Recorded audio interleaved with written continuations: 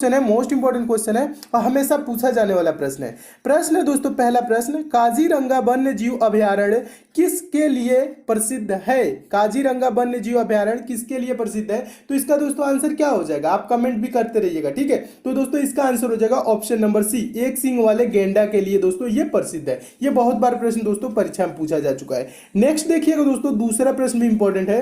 भारत में सबसे पुरानी पर्वत प्रणाली है, कौन सी है? कमेंट करते रहिएगा दोस्तों। इसका दोस्तों सही आंसर हो जाएगा ऑप्शन नंबर ए, भारत में सबसे पुरानी पर्वत प्रणाली कौन है दोस्तों? अरावली है। अरावली की पहाड़ियां दोस्तों कहां है? राजस्थान में है, ये भी याद रखेंगे। नेक्स्ट क्वेश्चन देखिएगा दोस्तों, तीसरा प्रश्न।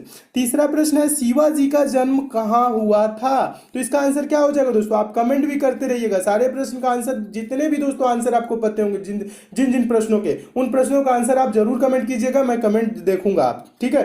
तो देखिएगा तीसरा प्रश्न क्या कह रहा है, शिवाजी का जन्म कहां हुआ था? तो दोस्तों शिवाजी का जन्म 6 अप्रैल 1627 ईस्वी में सिवनेर में हुआ था। कहां हुआ था? सिवनेर। ऑप्शन नंबर डी सही हो जाएगा, याद रखेंगे, बहुत बार पूछा जा चुका है।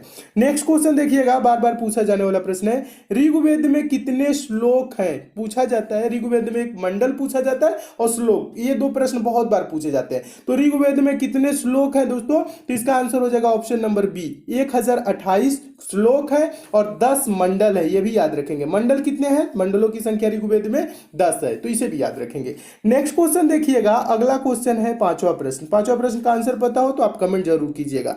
प्रश्न है, स्वराज पार्टी की स्थापना किसने की? स्वराज पार्टी की स्थापना किसने की? तो इसको चारों ऑप्शन दोस्तों पढ़ेंगे तो ऑप्शन नंबर ए सही हो जाएगा, सीआर दास और मोतीलाल नेहरू ने। स्वराज पार्टी की स्थापना किसने की? चित्तरंजन दास यानी सीआर दास और मोतीलाल नेहरू ने। कब की थी दोस्तों? 1923 ईस्वी में, ठीक है। स्वराज पार्टी की स्थापना कब हुई थी? 1923 ईस्वी में, ये भी याद रखेंगे। नेक्स्ट क्वेश्चन देखिएगा दोस्तों, अगला प्रश्न है छठा प्रश्न। छठा प्रश्न भी महत्वपूर्ण है, हमेशा पूछा जाने वाला प्रश्न है।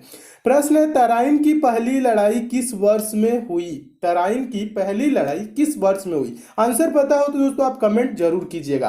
दोस्तों तराइन की पहली लड़ाई 1191 में हुई, ठीक है। ऑप्शन नंबर पहला सही हो जाएगा। और तराइन का दूसरा युद्ध कब हुआ था दोस्तों? 1192 में। तो याद कैसे रखेंगे दोस्तों?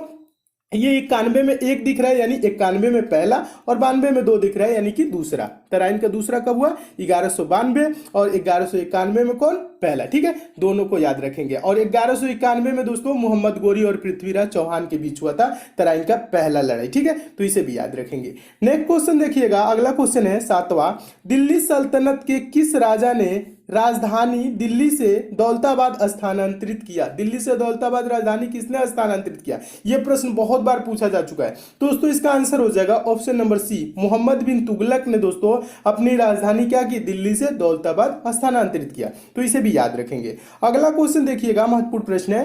प्रश्न है, हवा की गति किससे मापी जाती है? किसकी गति दोस्तों? हवा की गति। हवा की गति दोस्तों किससे मापी जाती है? तो ऑप्शन नंबर कौन सा सही हो जाएगा? ए सही हो जाएगा। अनीमोमीटर से दोस्तों हवा की गति मापा जाता है। तो इसे आप क्या रखेंगे दोस्तों? याद रखेंगे, क्योंकि यह प्रश्न हमेशा पूछा जाता है। और दोस्तों टैकोमीटर क्या होता है? टैकोमीटर से दोस्तों वायुयान तथा मोटर नाव की गति मापी जाती है। क्या? वायुयान तथा मोटर नाव की गति टैकोमीटर से। और बैरोमीटर दोस्तों, बैरोमीटर बताइए, बैरोमीटर हमेशा पूछा जाता है वायुदाब, ठीक है। वायुदाब पूछे, वायुदाब किससे मापा जाता है? ठीक है, वायुदाब मापी क्या होता है? बैरोमीटर। इसे भी याद रखेंगे, हमेशा पूछा जाता है। यह भूकंप मान कुछ नहीं, सिस्मोग्राफ से भूकंप की पता लगाया जाता है, ठीक है। ये भी याद रखेंगे। नेक्स्ट क्वेश्चन देखिएगा, अगला प्रश्न नौवां प्रश्न है, जो शाकाहारी है वह कहलाते हैं। ये दोस्तों प्रश्न मोस्ट इंपॉर्टेंट है, हमेशा पूछा जाता है। जो शाकाहारी है वो कहलाते हैं, क्या कहलाते हैं? प्राथमिक उपभोक्ता, माध्यमिक उपभोक्ता यानी द्वितीयक उपभोक्ता, तृतीयक उपभोक्ता, अपघटित करने वाले। तो आंसर हो जाएगा दोस्तों, शाकाहारी जो है वो प्राथमिक उपभोक्ता के अंतर्गत आते हैं। तो कौन सा आंसर सही हो जाएगा? ऑप्शन नंबर ए सही हो जाएगा। और जो माध्यमिक उपभोक्ता यानी कि द्वितीयक उपभोक्ता, प्राथमिक उपभोक्ता के अंतर्गत देखिएगा दोस्तों, और प्राथमिक उपभोक्ता जो होते हैं ना, गाय भैंस बकरी इसके अंतर्गत अंतर्गत आती है, ठीक है, प्राथमिक। और द्वितीयक उपभोक्ता कौन होते हैं दोस्तों, या कह लीजिए माध्यमिक उपभोक्ता, इसके अंतर्गत बिल्ली, भेड़िया, मोर आते हैं, ठीक है। और तृतीयक उपभोक्ता, ठीक है, ये भी पूछा जाता है, तृतीयक उपभोक्ता के अंतर्गत कौन आते हैं, बाघ, शेर, चीता, ये सब क्या है दोस्तों, तृतीयक उपभोक्ता के अंतर्गत आते हैं। तो ये तीनों प्रश्नों को दोस्तों आप अच्छे से याद रखेंगे क्योंकि हमेशा पूछा जाते हैं प्रश्न। नेक्स्ट क्वेश्चन देखिएगा दोस्तों, अगला क्वेश्चन है 10वां प्रश्न। India wins freedom, India wins freedom किसने लिखा था, इसके लेखक कौन है। तो आंसर क्या हो जाएगा दोस्तों, आंसर पता हो तो कमेंट कीजिएगा। देखिएगा 10वां प्रश्न है दोस्तों, इसका आंसर क्या हो जाएगा, इंडिया विंस फ्रीडम किसने लिखा था।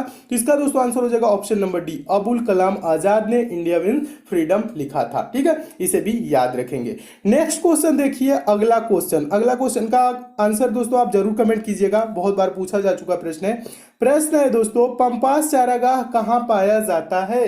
तो दोस्तों इसका आंसर कौन सा सही हो जाएगा, चारों ऑप्शन को पढ़िए और कमेंट भी कीजिए। तो मैं आपको बता रहा हूं दोस्तों, दक्षिण अमेरिका के घास के मैदान को पंपास कहते हैं। तो इसका आंसर क्या हो जाएगा दोस्तों, दक्षिण अमेरिका, ये आंसर हो जाएगा। और ये भी पूछा जाता है दोस्तों, उत्तरी अमेरिका क्या, उत्तरी अमेरिका वाले क्या होता है, प्रेरीज होता है, ठीक है, प्रेरीज, ये भी याद रखेंगे। प्रेरीज कहाँ के घास के मैदान को कहा जाता है, तो उत्तरी अमेरिका को, और पंपास कहाँ के, दक्षिणी अमेरिका, ठीक है। तो इन तीन दोनों प्रश्नों को दोस्तों हमेशा याद रखेंगे, दो प्रश्न बार बार रिपीट होते हैं।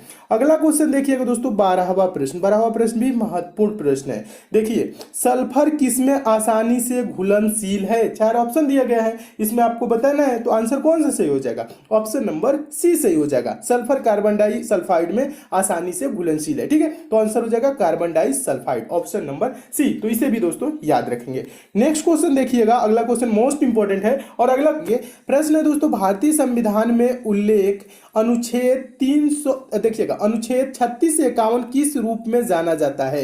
भारतीय संविधान में उल्लिखित मतलब अनुच्छेद 36 से 51 अनुच्छेद किस रूप में जाना जाता है, ये आपको बताना है। तो इसका दोस्तों आंसर क्या हो जाएगा, चारों ऑप्शन को पढ़ेंगे दोस्तों, तो इसका आंसर हो जाएगा ऑप्शन नंबर सी, राज्य के नीति निर्देशक तत्व है, ठीक है, 36 से 51। और प्रश्न दोस्तों एक और इससे बनता है, कौन सा प्रश्न बनता है कि राज्य के नीति निर्देशक तत्व कहां के संविधान से लिया गया है, कहां के संविधान से अपनाया गया है या लिया गया है। तो दोस्तों ये भी याद रखेंगे, राज्य के नीति निर्देशक तत्व आयरलैंड के संविधान से लिया गया है, तो इसे भी याद रखेंगे। और दोस्तों मौलिक अधिकारों का वर्णन किस अनुच्छेद में है दोस्तों, यह भी पूछा जाता है। तो अनुच्छेद 12 से 35, किससे दोस्तों, अनुच्छेद 12 से 35। और 36 से 51 दोस्तों कौन है, राज्य के नीति निर्देशक तत्व, ठीक है। तो दोनों प्रश्नों को याद रखेंगे, दोनों प्रश्न हमेशा पूछे जाते हैं। नेक्स्ट क्वेश्चन देखिएगा दोस्तों, अगला प्रश्न 14वां प्रश्न है। 14वां प्रश्न, उच्च न्यायालय के न्यायाधीशों किनके द्वारा नियुक्त होते हैं, यानी उच्च न्यायालय के न्यायाधीशों की नियुक्ति किसके द्वारा की जाती है। तो इसका दोस्तों आंसर क्या हो जाएगा, ऑप्शन नंबर इसका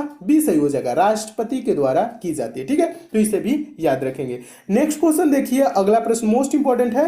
प्रश्न है, भारत के राष्ट्रपति के पद के लिए चुना जाने के लिए एक भारतीय नागरिक की निम्नतम उम्र क्या होनी चाहिए। किसके लिए, भारत, देखिएगा, भारत के राष्ट्रपति पद के लिए चुने जाने के लिए एक भारतीय नागरिक की निम्नतम यानी कम से कम उम्र क्या होनी चाहिए। तो इसका आंसर दोस्तों क्या हो जाएगा, चारों ऑप्शन को पढ़िए और कमेंट भी करिए, ठीक है। तो देखिएगा इसका आंसर हो जाएगा ऑप्शन नंबर बी, 35 वर्ष होना चाहिए, ठीक है। और राज्यपाल बनने के लिए न्यूनतम उम्र क्या होना चाहिए, उसके लिए भी दोस्तों 35 वर्ष होनी चाहिए।